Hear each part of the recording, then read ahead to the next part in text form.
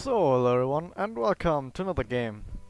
This game is actually a puzzle game. I haven't done a puzzle game since like Portal 2 came out, and I did some Portal 2 stuff and some Portal 2 custom maps.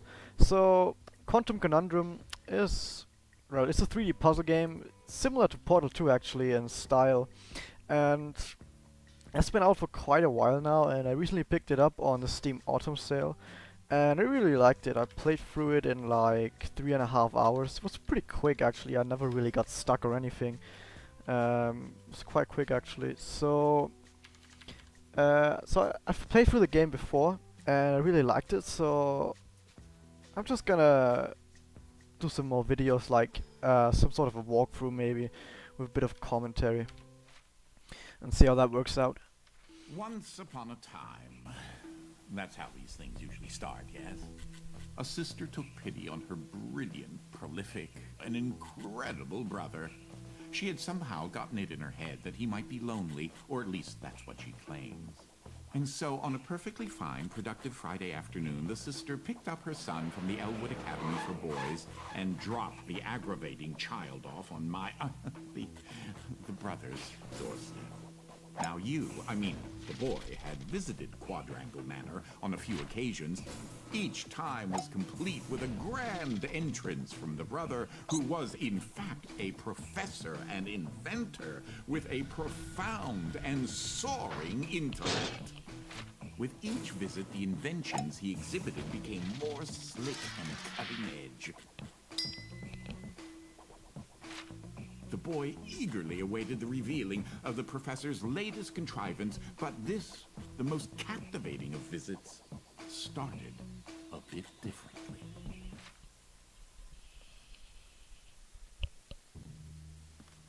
Well, let's see here. If I configure the transdimensional velocity regulator... So, this game, as you can see from the intro, it has a pretty nice style to it, I think. And also, not just in the intro, the graphics as well, they're pretty nice and cool. Also, what you might have seen from the intro is this game was actually made by Square Enix. And also, we have a narrator who's talking almost all the time, so I will have to talk over him sometime, or else I'll have to like shut up for the entire game, which is shit, because I want to commentate and stuff and tell you what I'm doing, or what I'm not doing, which is like not picking up this thing right now. So basically, what you've already heard probably, the narrator is the professor of this house, and he's actually voiced by John Delancey, who you might know from Star Trek. He plays the villain Q in there. He also does other stuff like, well, he's the professor in this game, and he also plays Discord in the new generation of My Little Pony. So, this game starts off quite, well, innocent. You just run around, you pick something up, and it's like, whoop, you can pick stuff up. There you go, you can pick stuff up. You can also throw with right mouse button, which you're gonna need. And of course you can use buttons and stuff. Confounded machine. And you're pretty good at throwing stuff. What was that? Oh, good. There should be a safety release for the door up there somewhere. Now, where on earth did I put that? Thought you could do this. Oh, you can do this. Oh, yes, I'd forgotten. You're not particularly tall. No, of course not. We need to learn something new first. To give you an extra boost.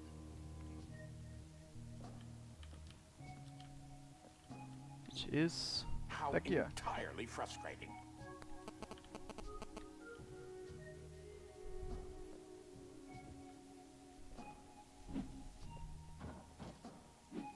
Basically, actually play like the little boy. It's like, it said something of the age, but I forgot what the age is. But No. he's still pretty good at throwing heavy stuff.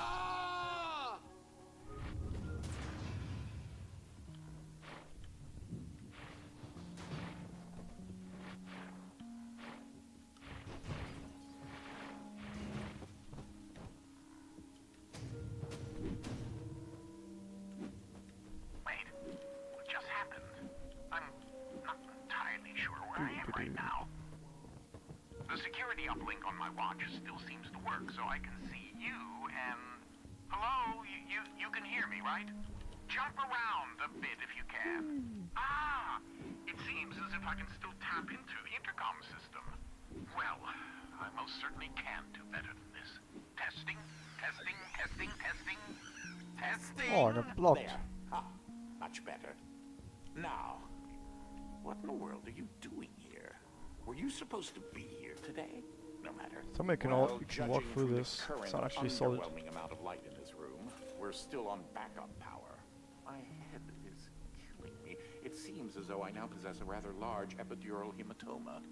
A bump on the head. Do me and yourself a favor and head to the front hall.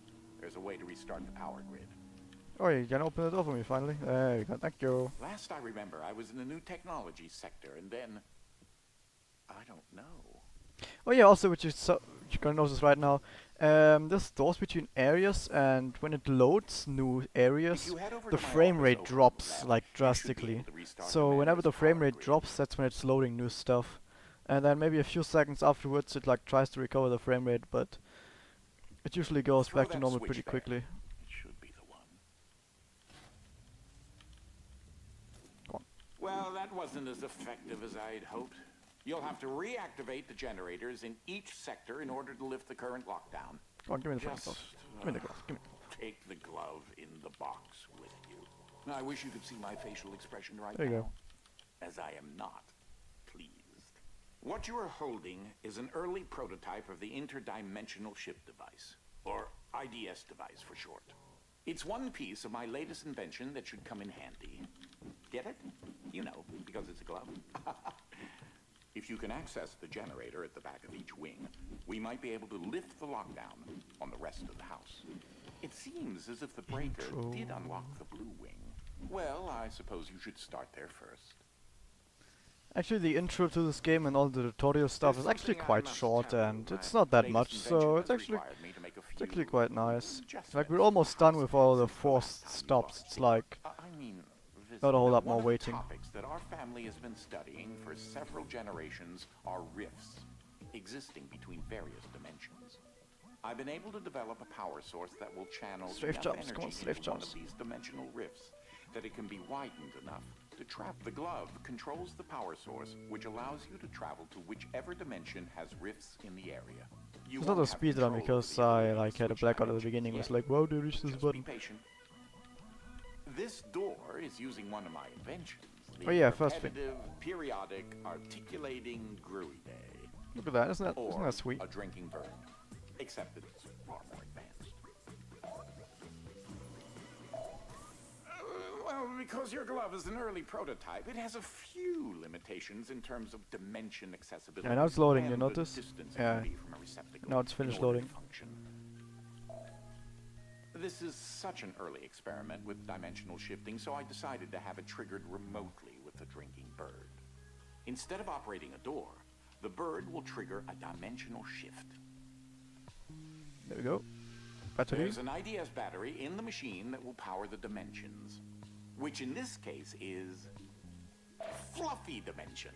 In addition to Fluffy being embarrassingly adorable, it's also rather useful because everything is 10 times lighter than normal.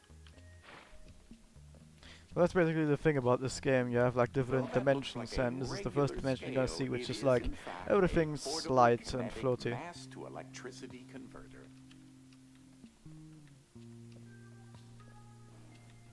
There's that Battery in lovely there, bird drinking bird again. there. Sometimes No, I come on, call it Desmond. That was close. Something to note.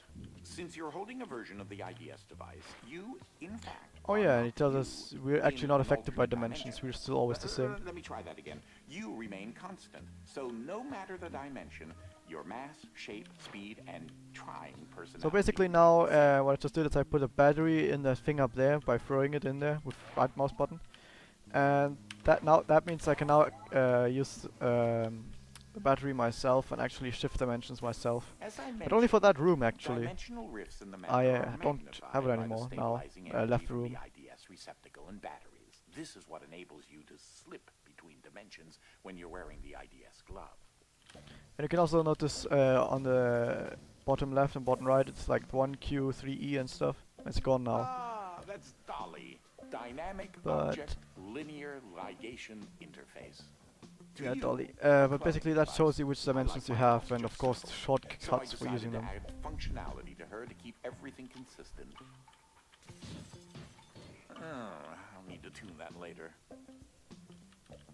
These basically are things like dispensers, they just throw stuff out. Also these buttons, they can be held down by anything that's heavy enough. Something that you're gonna need later on. These are my own particular hybrid beams of carbon dioxide and neodymium dope yttrium aluminum garnet lasers using an alternating ray configuration. Gives them an extra kick. Oh, that was bad. I don't know if the table is actually enough. Let's find out. Well, it would have been.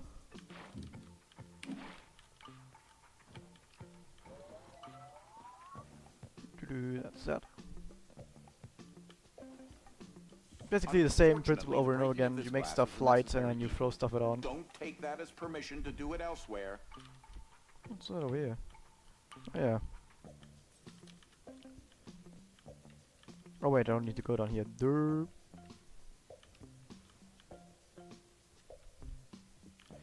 I think we should do that. Okay. So basically that drops a safe, and if it's in a normal dimension, it just destroys the glass and drops down. And you don't want that happening right away because you actually need the glass to get over here. But then after, when you're over here, you want to go back to normal dimension, breaks the glass, drops the button, and then we can go over here and go through this door. Yeah, I might have been a little bit too quick earlier, but basically in every room there's these batteries and a receptacle for the batteries, and depending on which batteries are in the receptacle, you can use dimensions. Right now in this first part of the game we'll only be using the fluffy dimension, and then a little bit shorter on we're gonna get another dimension on Q. So basically, like right now I don't even know where the receptacle is, but it doesn't matter. Somewhere in this room there's a receptacle with the battery in there, and that allows us to use this. That's all we need to know. And if we leave the room, of course we don't have it anymore.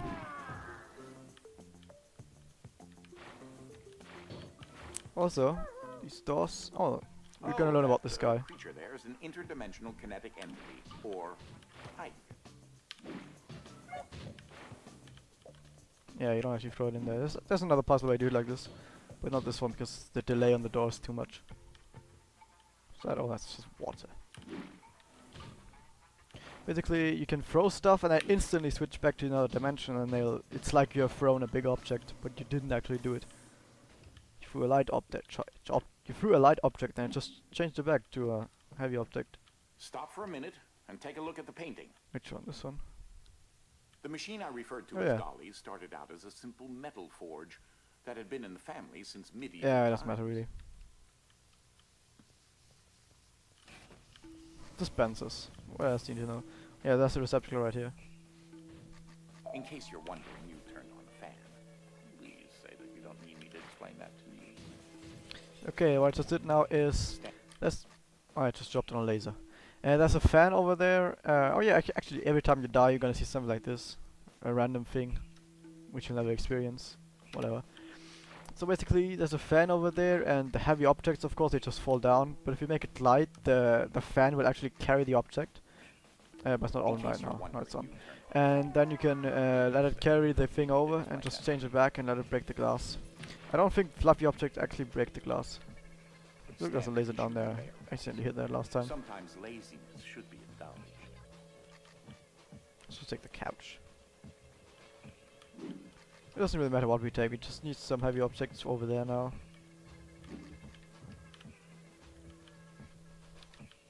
Because we need to put them all on these buttons. Yeah, we need another item over here. And all we need to do is to get up there. Just need to get another safe. I could just wait till the conveyor belt gets it all the way over there, but that would be boring.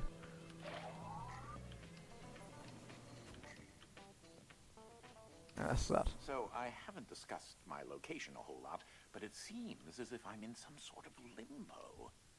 I think I may explore a bit and see what turns up. These first few puzzles are actually quite simple, so we're gonna get through these quite quickly. In fact, You're not glass. helping my headache right now. Do I still need it? I actually need it over here. So basically you can stand on something and then get to the other dimension and it'll take you up. Because you're actually not heavy enough to be lifted up by the fan itself. So you need something to carry you up there. Oh yeah, also we need the item up there actually. Oops.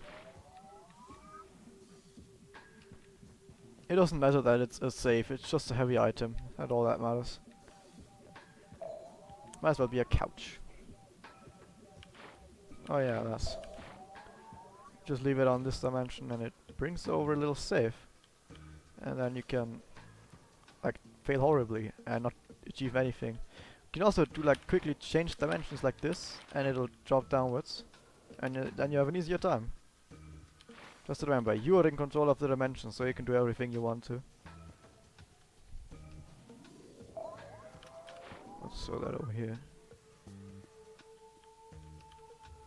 Okay, that's a fan over there. Yeah, put stuff over here. So we can basically use this like just a little staircase to get up here.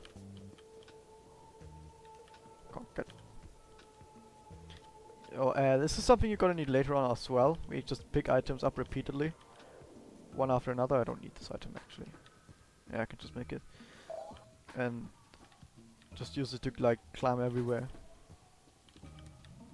This room often gets rather sweltering in the summertime. Oh, yeah, I need to get up there, right? Yeah, I think I do. Whoops, that failed.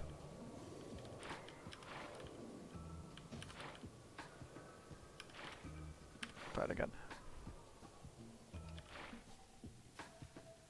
Oh yeah, there's also collectible items somewhere hidden throughout the levels, but I don't really care about those. If you can find them, then good for you, but it's not that important really.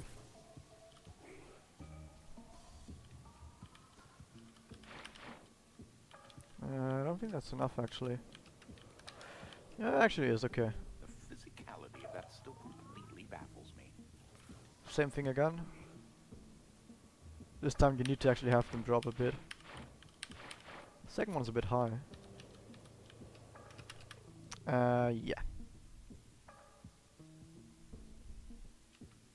That was the same as before. Same thing, whatever. Oh yeah, as you just noticed, I tried to jump off the edge but it didn't quite work. Holy shit, that's bad. It's like the jumping in this game, just like it's actually not that good. Like often you just run off the edge and you're like, wait, I jumped. That's just something that I could have done better, but it works for the most part.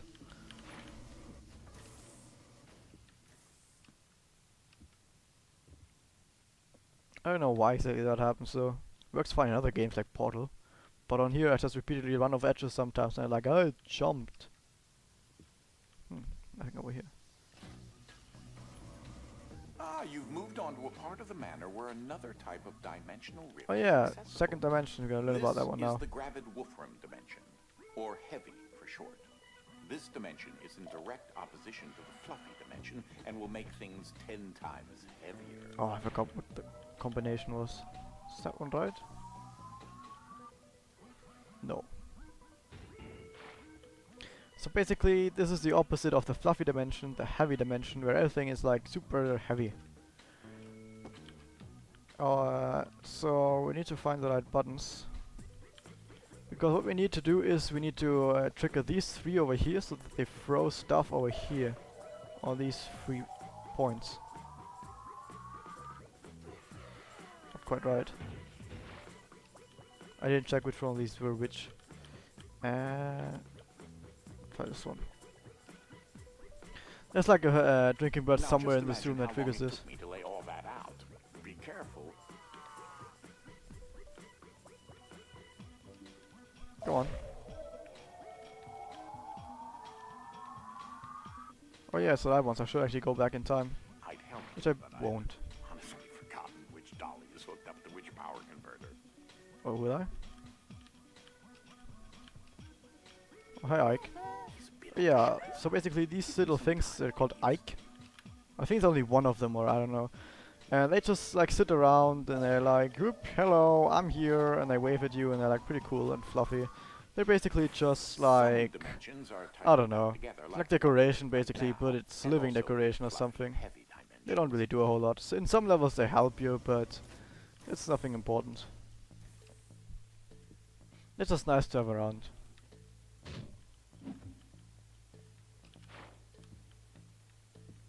That red battery will provide enough energy to enable the IDS device to widen the heavy dimension rifts in this area. I missed, no. So basically, yeah, as you saw before, this little box is actually not heavy enough to press it down, but in heavy dimension it is heavy enough.